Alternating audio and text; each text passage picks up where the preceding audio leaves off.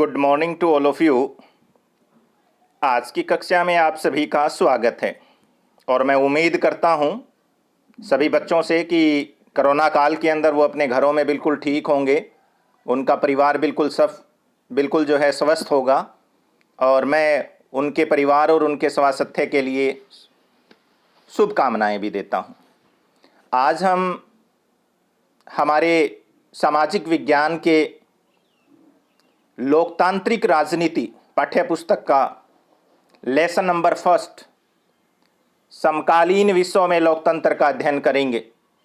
समकालीन का मतलब होता है इस समय जो एट प्रेजेंट में चल रहा है उसके लिए, विश्व का मतलब इस संसार में और लोकतंत्र का मतलब है जनता का शासन, कि एट प्रेजेंट के अंदर जिन जिन राष्ट्रों के अंदर लोकतंत्र है वहाँ लोकतंत्र कैसे पहुँचा। इस पाठ के अंदर हम उन चीज़ों के बारे में प्रयास करेंगे ये जानने का कि रियल में लोकतंत्र क्या होता है, कैसे ये अस्तित्व में आता है, क्या ये लोकतंत्र हमेशा से ही मौजूद था। तो यदि हम इतिहास को अगर खंगालना शुरू करते हैं तो यदि हम पिछले 100 वर्षों को देखें, पिछले 100 वर्षों को अगर हम अध्ययन करते हैं तो हम ये देख पाएंगे कि किस प्रकार लोकतंत्र ने एक कठिन डगर को चलते हुए और अपनी उस मंजिल को पाया, किस प्रकार उन्होंने राजतंत्र से लोहा लिया, किस प्रकार उसने सैनिक जो तख्ता शाही होती थी, जो तानाशाही हम जिसे कह सकते हैं, उसको कैसे समाप्त किया और किस प्रकार जो है संघर्ष किया लोगों ने अपने अधिकारों के लिए और राजतंत्र को समाप्त किया। तो सबसे पहले हम यहाँ पर कुछ एग्जाम्पल लेंगे और हमारे सामने यहाँ एक पॉइंट आ रहा है लोकतंत्र के 2 किस्से। इसमें मैं आपको बता दूं, यहाँ हम बात करेंगे चिले, एक देश है जिसके बारे में हम यहाँ पर बात करने जा रहे हैं और यहाँ पर इनके राष्ट्रपति जिनका नाम है सल्वाडोर अयादे। क्या नाम है? सल्वाडोर अयादे। ये चिले के राष्ट्रपति होते थे और 1973 में, किसमें? 1973 के अंदर इनकी सरकार का जो है तख्ता पलट दिया गया था। और जब सल्वाडोर अयादे को ये लगा 1973 में, तो उसने सबसे पहले रेडियो के ऊपर एक भाषण दिया और उसने कहा था कि मेरे मुल्क के मेहनतकश मजदूरों, चिल्ले और इसका भविष्य बहुत ही अच्छा है। इस बात का मुझे पूरा भरोसा है, जब देशद्रोह करने वाली ताकतें अपनी सेना या अपनी जो है काम या अपनी सत्ता को पूरी तरीके से कायम कर लेगी, तब भी चिल्ले को लोग उस मुश्किल और अंधियारे दौर से क्या कर लेंगे? पार पा लेंगे। हमें यह कभी नहीं भूलना चाहिए कि देर सवेर वे स्थितियां बनेगी ही जिसमें आजाद लोग एक बेहतर समाज की रचना के लिए आगे बढ़ेंगे। चिल्ले जिंदाबाद, चिल्लेवासी जिंदाबाद, मजदूर जिंदाबाद। और ये मेरे जो है आखिरी शब्द हैं और मुझे पूरा भरोसा है कि मेरी कुर्बानी जो है वो बेकार नहीं जाएगी। मैं महाअपराध, कायरता और देशद्रोह के खिलाफ एक नैतिक सबक बनकर हमेशा के लिए चिल्ले के अंदर मौजूद रहूंगा। और ये सल्वाडोर अयादे के आखिरी भाषण के कुछ अंश है जो मैंने आपको यहां बताए हैं। अयादे जो है चिल्ली के अंदर एक पार्टी का निर्माण किया था जिसका नाम था सोशलिस्ट पार्टी, इसके संस्थापक थे। और उसने जो है पॉपुलर यूनिटी, ये इंपॉर्टेंट पर्सन है, बहुत बार पूछे जाते हैं कि किस संगठन का जो है निर्माण किया था, तो पॉपुलर यूनिटी का निर्माण किया था। किस पार्टी के संस्थापक रहे थे? तो सोशलिस्ट पार्टी के वो संस्थापक रहे थे। और 1970 के दशक के अंदर राष्ट्रपति चुने जाने के बाद उसने क्या किया था? गरीब और मजदूरों के लिए अनेक कार्यक्रम शुरू करवाए।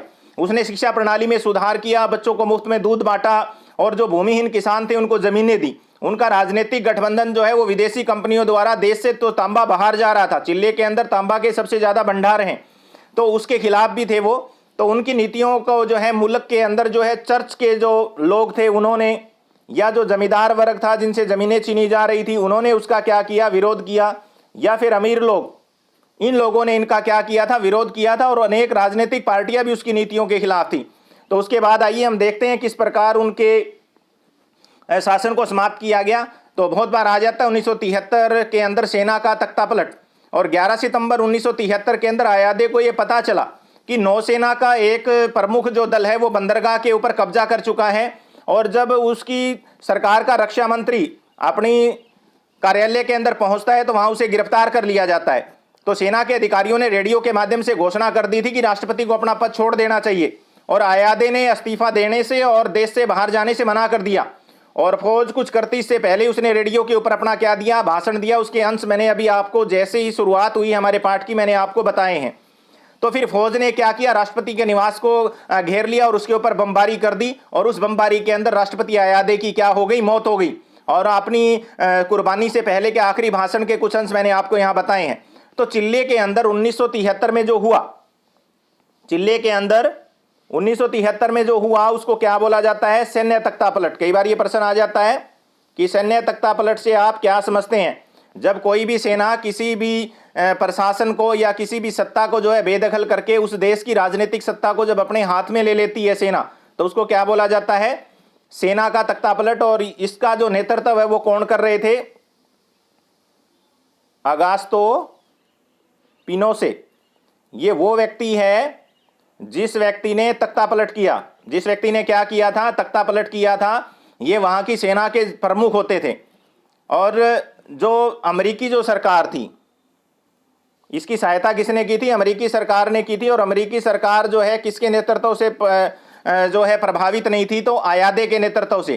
क्योंकि अयादे अपने देश के लिए जो है काम कर रहे थे और अमेरिकी सरकार नहीं चाहती थी कि तांबे के जो भंडार है वो अमेरिका के अंदर ना आए। अमेरिका खुद चाहता था कि वहां पर एक ऐसी सरकार का गठन कर दिया जाए जो उसके हितों के अनुसार क्या करे, काम करे। और तख्तापलट के बाद जो है पिनोसे लगातार 17 साल तक जो है राष्ट्रपति बने रहे। और किसी भी व्यक्ति ने अगर उसके प्रशासन के खिलाफ अगर किसी भी व्यक्ति ने अगर आवाज उठाई तो उसकी हत्या कर दी गई, उसका दमन कर दिया गया। और वायुसेना का जो प्रमुख था जिसने उस समय इसका समर्थन करने से मना कर दिया, उस आदमी का नाम था अल्बर्टो बेसेल। ये वो व्यक्ति था जो वायुसेना प्रमुख होता था उस समय। उसने अगास्ते पिनासो की जो नीति थी उसका क्या कर दिया था, विरोध कर दिया था। और बहुत से ऐसे फौजी अधिकारी शामिल थे जिन्होंने तख्तापलट में शामिल होने से इनकार कर दिया। तो जनरल बेसेले की पत्नी और बेटी को भी उन्होंने क्या कर दिया, जेल में डाल दिया। और सेना के जो है बहुत ज्यादा लोगों को, 300 से ज्यादा लोगों को मौत के घाट उतार दिया गया। काफी लोग लापता हो गए, इनके बारे में कोई नहीं जानता था कि कहां है वो। उसके बाद में नेक्स्ट हमारा जो पॉइंट आ रहा है वो है लोकतंत्र की वापसी। अब हम यहां पर देखेंगे किस प्रकार जो है पिनोसे की जो सरकार थी उसका जो सैन्य जो तंत्र था उसको कैसे नष्ट किया गया। तो पिनोसे के सैनिक तंत्र के खिलाफ 1988 के अंदर एक जनमत संग्रह कराया गया। क्या करवाया गया, जनमत संग्रह का मतलब होता है किसी भी विचार के ऊपर जनता की राय शुमारी लेना। कई बार यह प्रश्न आ जाता है कि जनमत संग्रह किसे कहते हैं, तो मैं रिपीट कर देता हूं, जनमत संग्रह किसे कहते हैं, किसी भी विचार पर जनता की राय शुमारी लेना। राय शुमारी का मतलब होता है राय जानना, और उसके ऊपर जनता अपना मत प्रकट करती है, उसको क्या बोला जाता है, जनमत संग्रह बोला जाता है। तो चिल्ले के लोगों ने अपनी लोकतांत्रिक परंपरा को अपनाने के लिए उस जनमत संग्रह के अंदर पिनोसे की जो सरकार चल रही थी उसके खिलाफ क्या दिया, वोट दिया। और जो पिनोसे की राजनीतिक सत्ता और फिर उसकी सैन्य सत्ता भी क्या होगी, चली गई। और अपने आखिरी भाषण के अंदर अयादे ने जो उम्मीद जाहिर की थी वो सही साबित। उसने कहा था कि आप मेहनतकश मजदूर हैं और जिस दिन ये सत्ता जो है अपने चरम के ऊपर पहुंचेगी तो आप उन लोकतांत्रिक भावनाओं को दोबारा क्या कर लोगे, हासिल कर लोगे। और उसके बाद से लेकर के अब तक चिल्ले के अंदर 4 बार चुनाव हुए हैं और विभिन्न दल एक दूसरे से मुकाबला कर रहे हैं और हार जीत रहे हैं। तो धीरे धीरे सेना के अंदर जो है शासन के अंदर सेना की जो भूमिका है वो कम हो गई। लेकिन बाद के अंदर आई हुई जो गड़बड़ियां थी, जो भी गड़बड़ियां वहां पर पिनोसे की सरकार के अंदर की गई थी, उन सब का जांच किया गया।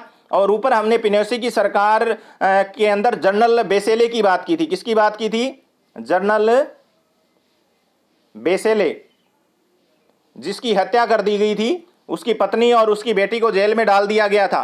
तो आज बेसेले की बेटी कौन है, मिशेल बेसेले, ये चिल्ली की राष्ट्रपति है। चिल्ले की क्या है, राष्ट्रपति है। ये उसी बेसेले की क्या है, बेटी है। ये लड़की वही है जो आज चिल्ली की राष्ट्रपति बनी हुई है और जनवरी से जो है वो क्या कर रही है, सत्ता संभाल रही है। तो जो समाजवादी रुझान वाली जो मिशेल है, ये पेशे से क्या है, एक डॉक्टर है और लातीनी अमेरिका के अंदर भी रक्षा मंत्री के पद पर रहने वाली प्रथम महिला है और चिल्ली के सर्वाधिक धनी व्यक्तियों में जो है उसको गिना जाता है। चिल्ले के अंदर लोकतंत्र का जो पतन हुआ, उसका जो उत्थान हुआ, इस कथा में हम उसके भाषण के अंश में जो है समझ सकते हैं। उसके बाद में नेक्स्ट हमारे पास यहां पर पॉइंट आता है पोलैंड के अंदर लोकतंत्र, और इसके बारे में हम हमारी आगे की कक्षा के अंदर अध्ययन करेंगे। Thank you.